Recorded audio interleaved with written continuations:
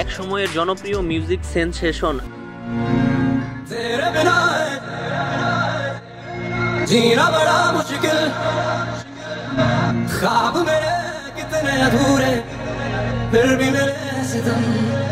আজ কোথায়? আজকের ভিডিওতে আমরা কথা বলবো এক সময়ের ভারতীয় পপ গায়ক, সঙ্গীত শিল্পী এবং ইউটিউবার শ্রেয় সিংহাল তার লাইফের খুঁটিনাটি সম্পর্কেই জানার চেষ্টা করব। হ্যালো গাইস, এক্সপ্লোরেশনে আপনাদের সবাইকে স্বাগত। তার সাবলীল কণ্ঠের জন্য তাকে প্রায়শই পাকিস্তানি গায়ক আতিফ আসলামের সাথে তুলনা করা হতো। আমার আজও মনে আছে এই সংটার জন্য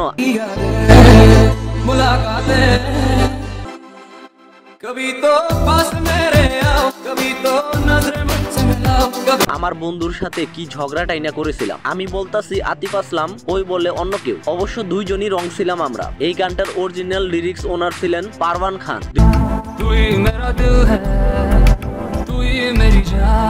2011-তে সংটা পাবলিশ করেছিল পারওয়ান খান, যার গলা অনেকটাই আতিফ আসলামের সাথে ম্যাচ করত। যেহেতু শ্রেয় পপ সিঙ্গার ছিল, সে কভার সং লিখে তার স্টাইলে সংটা পাবলিশ করেছিল, আর সংটা তুমুল ভাইরাল হয়। বাট সংটা সবাই ভাবতো আতিফ আসলামের সং, অথচ এই সং আতিফ আসলাম কখনো গায়নি। অবশ্য এই বিষয়টি নিয়ে পারওয়ানের সাথে শ্রেয়ের ঝামেলা হয়। পারওয়ান কপিরাইট ক্লেম দেওয়াতে ইউটিউব থেকে ভিডিওটি শ্রেয়কে ডিলিট করে দিতে হয়। তো যাই হোক, পরে অবশ্য সেম মিউজিকের লিরিক্স চেঞ্জ করে শ্রেয় আরেকটা সং পাবলিশ করে।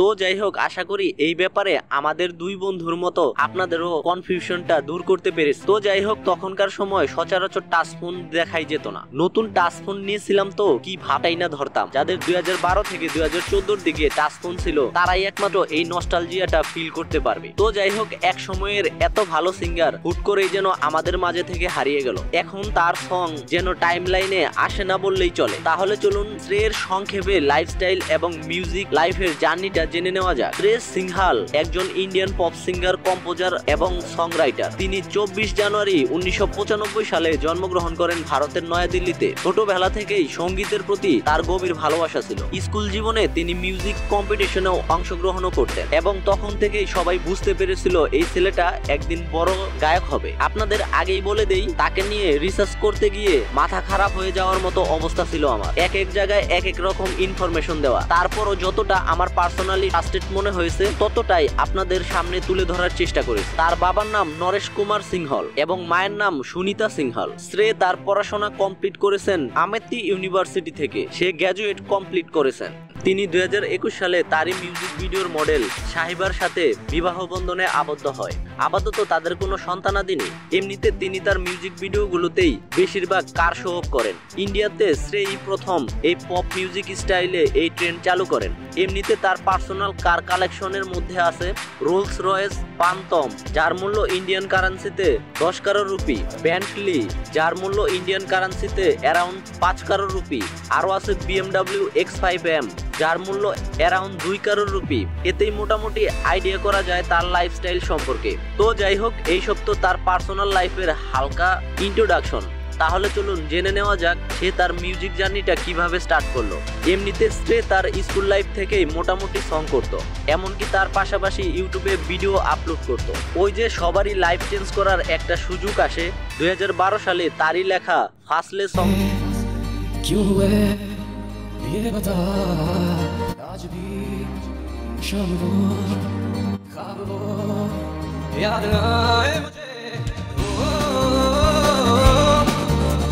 তুমুল ভাইরাল হয়, আর তার সং এর একটা প্যাটার্নও ক্রিয়েট হয়। প্যাটার্নটা কিছুটা এমন।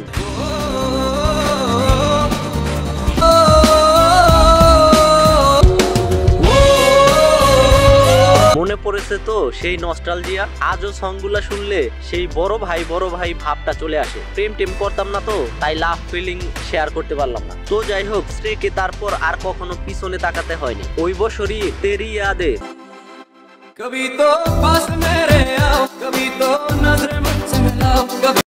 সংটির অরিজিনাল লিরিক্স ওনার না হলেও তারই কণ্ঠে তুমুল জনপ্রিয়তা পায় সংটি। 2013-তে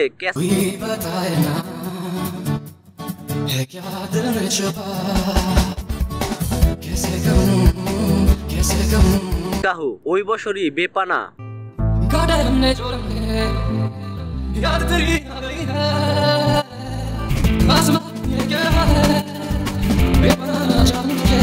2014-তে হামকি দাম।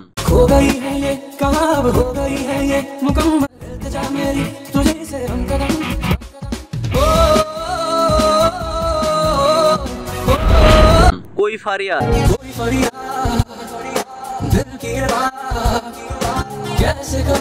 भूल ना जाना।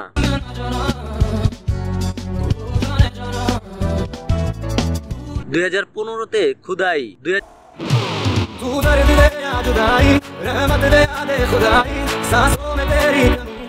2014 থেকে 2015 এই সময়টাতেই আরেকটা বিষয় ঘটে। সে already number 1 pop singer Indian, কিন্তু তখনও সে বলিউডে কোনো সুযোগ পায়নি। সে তার কাজ নিয়েই ব্যস্ত থাকতো, তেল মারার স্বভাবটা ছিল না তো তার।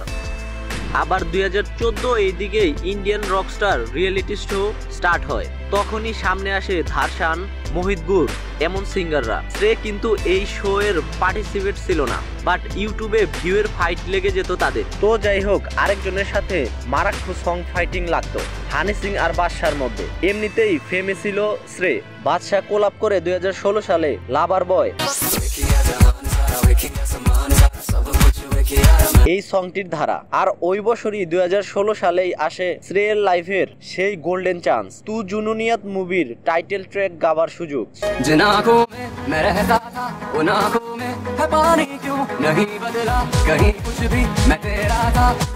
সংটি শোনার সময় নিজের ভালোবাসার প্রতি অন্যরকম একটা জুনুন চলে আসে। ওই বছরই দো লাফজো কি কাহানি মুভির তু মিলা।